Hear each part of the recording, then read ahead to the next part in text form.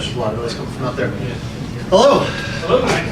I'm going to talk today about the art of sharing. What we're talking about today in this session is the ability for us to share information about the threats that we're observing with other organizations without giving up anything that we're not already sharing with the outside world.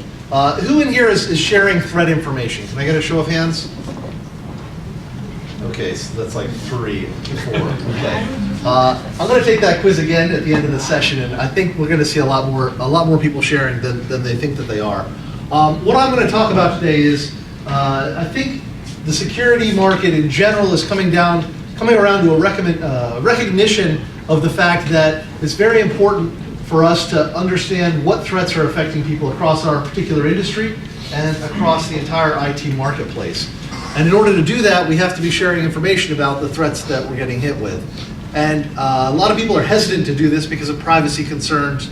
They're very worried about sensitive information getting leaked out, particularly about major intrusions. Major hackers that get into their network might steal a lot of data. They don't want to share that information until they're ready to share that information. There's a lot of PR involved in those types of threats. What we're going to talk about is a lower bar, lowering the bar for sharing to something that's more palatable across a wider base of organizations so that we can get a high level of usefulness with a very, very low risk of disclosure about that information.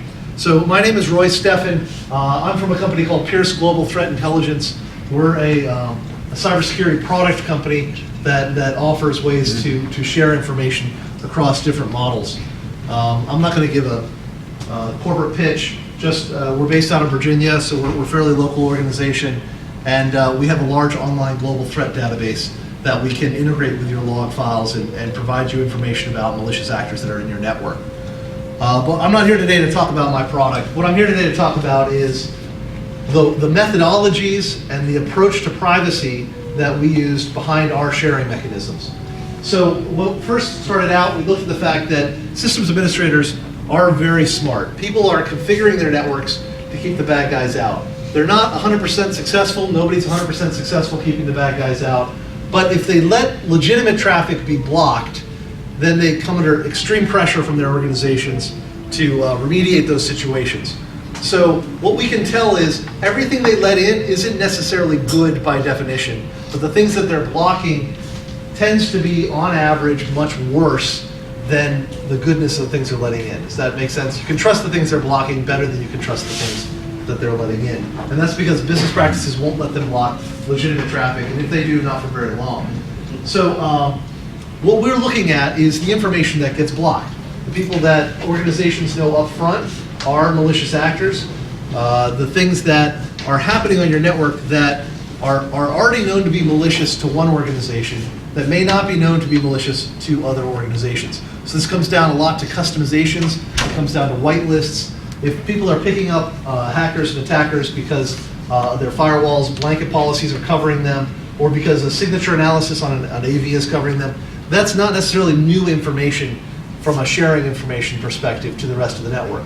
What is interesting and what is unique from an information sharing perspective are that the hackers that are being stopped by your whitelist, your heuristics, the customizations that are done beyond the standard signatures and analysis.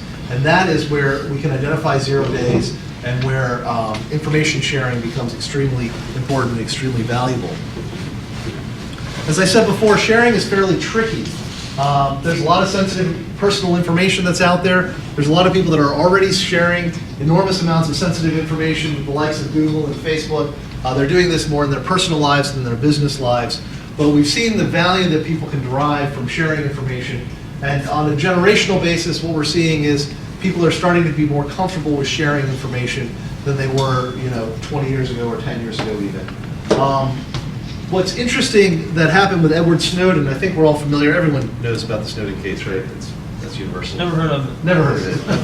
Okay. So what Snowden highlighted, I don't think that many people should have been surprised. If anybody read the Patriot Act, they'd know what was going on. But what Snowden highlighted for everybody was the fact that there's a lot of information that's out there in the open. Your ISPs have a lot of information about you. A lot of your communications, particularly your meta information like your headers, to and from IP addresses are not encrypted, even if you're doing a VPN. There's still a lot of meta-level information that's available in the log files. Governments are making use of this. ISPs are making use of this.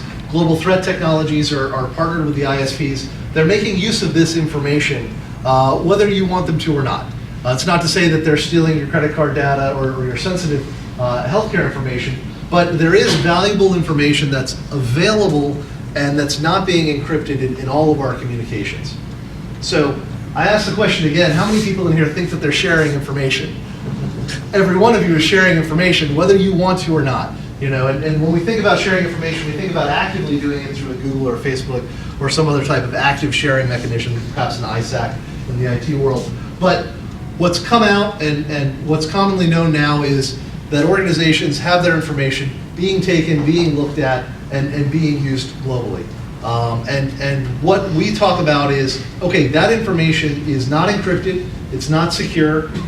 How can we take that information and get some utilization out of it ourselves? If we would really like to share and we would like to gain the benefits of that sharing, that information is already being used. How can we turn this around and use this information to gain some usefulness ourselves? If we're already sharing information, and I think after this slide we recognize that we are already sharing this information, no matter what the legal department says about it, no matter what executives think about it, at an IT level, we can recognize that our information is being shared widely already.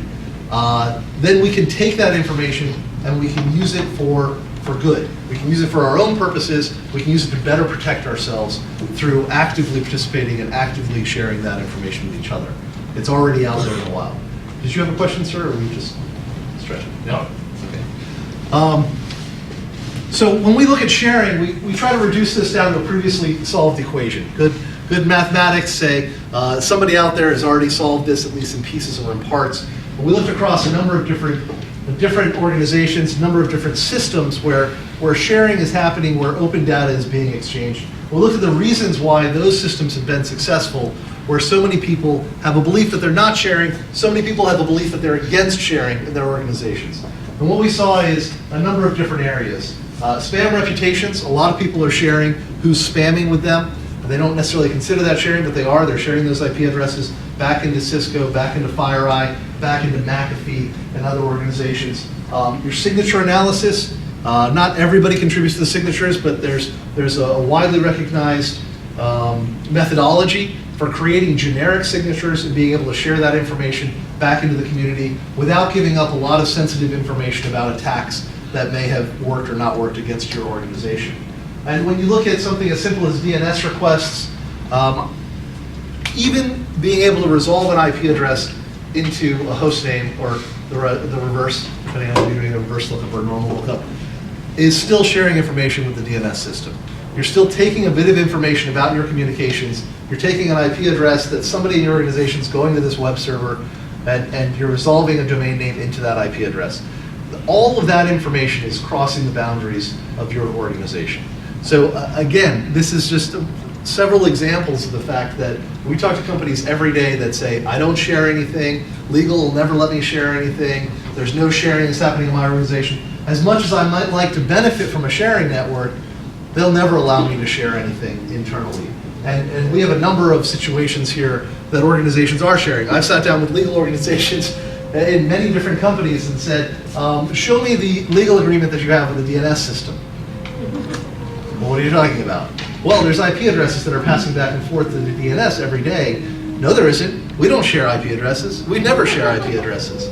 Well, I'm sorry, but if you have a network in your environment, you are sharing that. And let's start with that sharing as a basis for how we can maximize the utilization. So when I talk about what do these successes have in common, they're self-limiting. There are other technologies out there that like to grab every bit of information.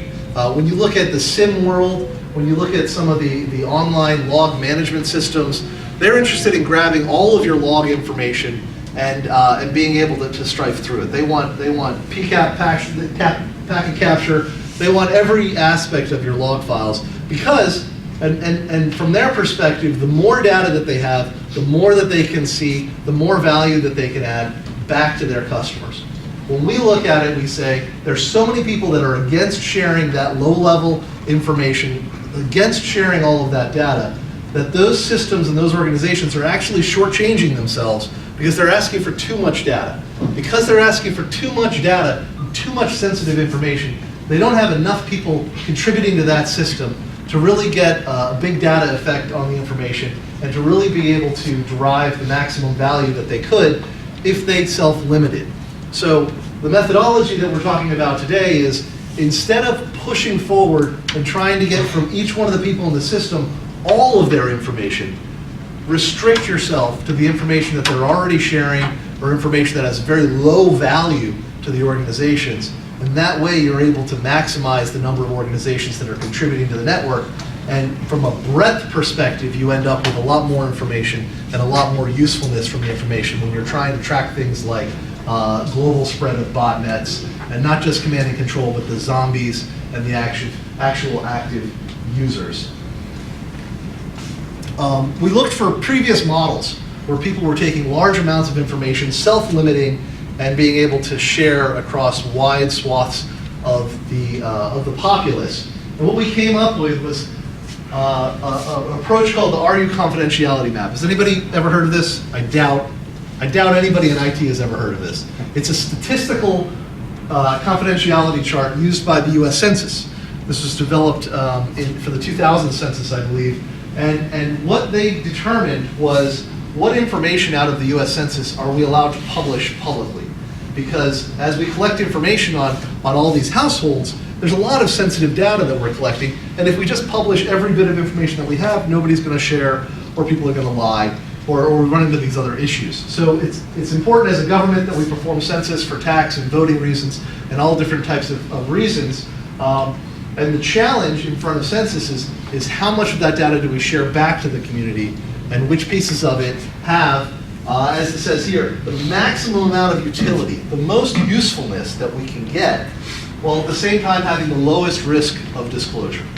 So when you look at census, what they identified was a particular choke point right here, which was sort of the ideal position where they're getting the maximum amount of utility out of the data possible with the minimal amount of risk of disclosure. So we've applied that across the board to a number of different technologies that we're aware of in the marketplace. And don't hold me to exactly the placement here. This is our interpretation of what we've seen from the market and the reaction of the markets. I don't want Google or Facebook to come after me and sue me, but from our perspective, what we've seen is Census, of course, built the model. So by definition, they're at the choke point, and this is their model. So that's where we placed them. As we go up the stack, we see people that have higher levels of disclosure risk, more information that they're sharing, but they've drawn that line differently. So we've created more of a tolerance range where people are pretty okay with the way Microsoft does things. Facebook and Google sort of are right at the top of the tolerance range. And you can see when they go beyond the tolerance range, there's an outcry from the public. They set up a new option, they set up a new default, and they draw themselves back into the tolerance range. So over the last 2 years, you've been seeing a lot of Facebook and Google here popping out of that tolerance range and back in. And they try to operate right at the top of that range, as opposed to Census, who's trying to operate more at the bottom of this range. And then spying programs, right off the chart, they don't care. So when we looked at those technologies that I talked about on the last slide, we really found that the objective zone is here, sort of Census and below. If you really want to maximize people's comfort level with sharing their information, you need to self-limit yourself to the information that is below this tolerance range. And these are the technologies that have been successful. This is the DNS system we talked about. Even IP headers, right? People know that IP headers are unencrypted and they still use the internet anyways. So that objective range is really right there. But there's something interesting going on with email right now. Email is sort of floating out of that range, which probably should have happened decades ago, but that's my personal feeling. So as an organization, we came up with a statement called privacy protected crowdsourcing. It's a bit of an oxymoron. I think if you guys read the description, I said that. But what we mean by this privacy protected crowdsourcing is We're identifying the pieces of your information that are already known, are already public. And we're looking at ways that we can share that information across the widest number of organizations so that they can be protected without the risk of disclosing any sensitive or legitimate business data out of your network. So removing from that communication and that coordination and sharing, removing any IP address, removing it like social security numbers, HIPAA information, person identifiable information that may be coming from packet level captures, taking all of that information out of the equation and saying, look, this is too sensitive and there's too low of a value for sharing that information. Let's look at the communication level. So let me give you a specific example of this. When you block somebody at your firewall, there could be any number of reasons why you're blocking at your firewall. Who in here collects that data on the people they block at their firewall? Right. We talked to a lot of organizations, and a lot of people didn't raise their hand. We talked to a lot of organizations that don't even look at that data. If it was a block, they just drop it on the ground and forget about it. They're much more concerned with the people that are getting into their network. The information sharing that we're talking about here looks at the things that are blocked in one organization's firewall, and if you block somebody, you block somebody, and you block somebody, and you let them in, it becomes very interesting to you that 100 other people blocked that guy that you're letting into your sensitive credit card database. And that's a way that we can prioritize your alerts and your warnings. You may be getting 100,000 red alerts an hour and trying to investigate and prioritize what's the worst of the worst. And by identifying and understanding that several other people have blocked particular communication that you're letting in, you may even have alerts and warnings about it. But as we saw on Target, there was several different systems that alerted and warned about this stuff, and it just never really got prioritized right. It never got respected by the management. To the last guy's talk, for those of you guys that were in here before, talking about CISOs in the boardroom, 11 out of the 13 board members at Target got let go because they ignored the warnings that were coming out. And that's why CISOs are getting in the boardroom, because people are getting fired over this now. And we haven't seen that in the past with technology breaches. It's sort of been limited to a technology problem, and now it's expanded out to be a true executive problem up into the boardrooms. And that's why we're seeing a lot more attention, and why Target was such a game changer.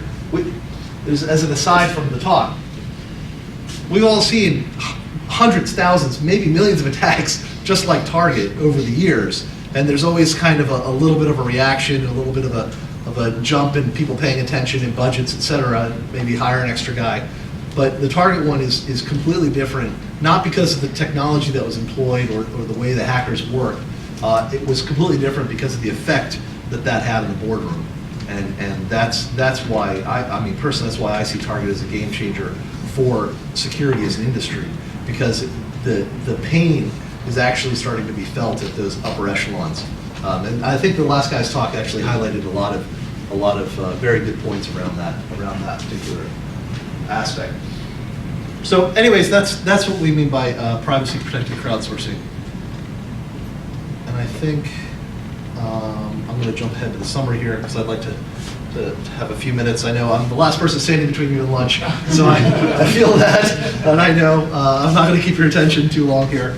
But really, when we look at the last 10 years of business intelligence and big data analysis as it's come along, it's spent a lot of time trying to turn data into information. You've probably all heard that spiel, those sort of buzzwords. What we're looking at here is providing perspective, being able to take large amounts of data that may be overwhelming us in terms of alerts and warnings already, and adding perspective to that. Ironically, by adding more data.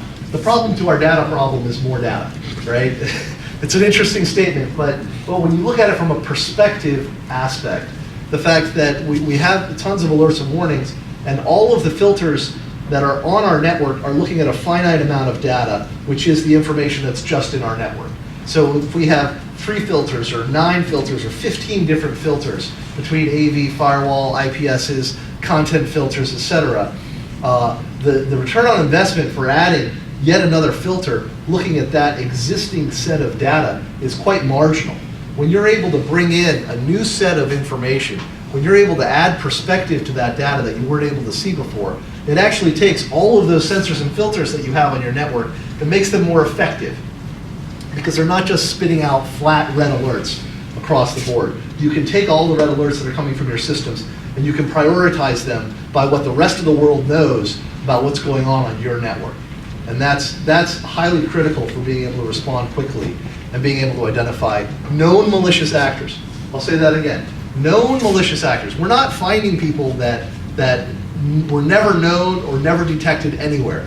What we're doing is cross-educating what we've each learned and detected somewhere so that we can take that low-hanging fruit off of the table where we can deal with those known malicious actors first. So we don't have to keep reinventing the wheel. Does that mean all the attacks are gone? No. There'll still be people that are compromising brand new machines, coming up with new attacks, and coming after us in new ways. But we'll have more time and more resources to devote to finding those new attacks in those new directions if we can automate and we can share and avoid the duplicated work of dealing with that lower level rung of hackers. And that's really the best I think that sharing can come to is to force the hackers to compromise new machines every time.